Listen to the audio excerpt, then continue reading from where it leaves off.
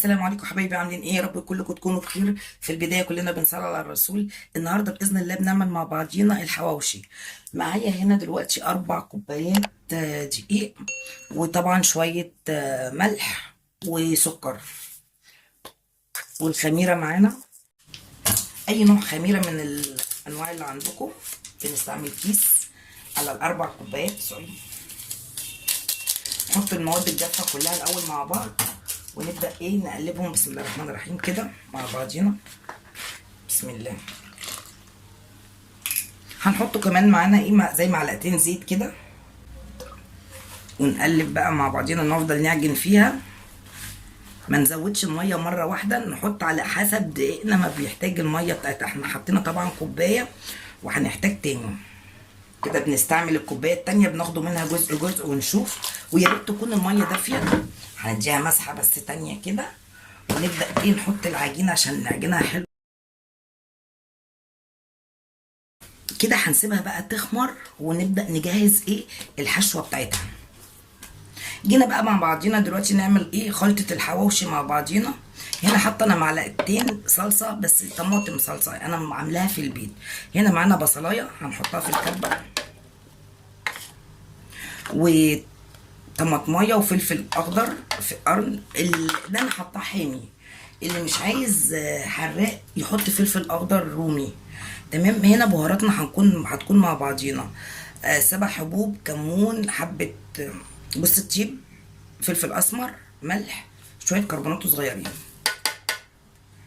هنبدا نضرب الكبه دول كده مع بعضيهم الاول. كده ضربناهم مع بعض. هنبدا نحط هنا اللحمه عشان تنعم مع الحاجه. بسم الله. وهنحط معاهم خلطه الحواوشي. هنحط معلقتين نشا، بحيث انها تشرب الميه اللي هي في اللحمه والطماطم والبصل. حبايبي ادي العجينه خمرت معانا، وقطعناها قطع كده زي ما انتم شايفين، وحضرنا اللحمه بتاعتنا، وبرده كورناها كده كور صغيره على قد الرغيف. وبنبدا نفرد مع بعض، وهنحط القطعه اللحمه المفرومه كده، ونبدا نقفل مع بعضينا تقفيل كده بسيط. هنحطه دلوقتي نريحه في الصينيه. وبعد ما نخلص كل قطع العجين اللي احنا قطعناها ونحشيها اللحمه بتاعتنا المفرومه، نبدا نشغلها بقى على البوتاجاز ونعملها على الجريل، وهنكون مع بعضينا باذن الله. تقفيلتها سهله جدا جدا. وبعدين هقول لكم حاجه، لو فاض مننا لحمه عادي بنحطها في كيس وفي الفريزر. مره تانية نعملها على هيئه كفته.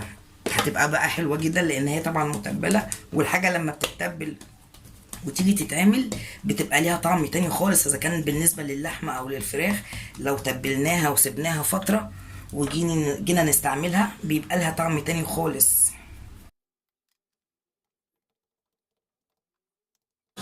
فاضت من النص كيلو لحمه. الجزئيه دي هحطها في كيس وفي الفريزر، اعملها كفته مره تانية باذن الله. تمام. ودي كده الرغيف بتاعنا هنبدا ندوس عليه. هجيب بقى شويه حبه البركه كده واضغط.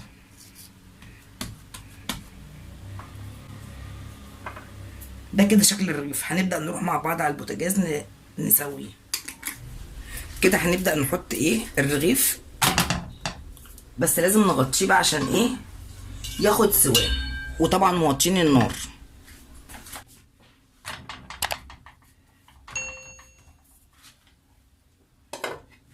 نبص عليه كده كل شويه ونشوف الدنيا ماشيه ازاي معاه.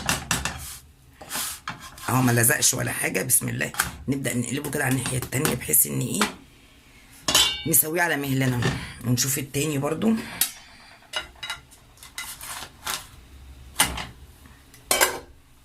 هنسوي بقى كل العيش اللي عندنا، وبنرجع لبعض تاني. حبايبي ادي شكل العيش ابو لحمه معانا. عايزاكم تجربوه، هيعجبكم جدا. طالبه بقى منكم لايك، شير، كومنت ظريف.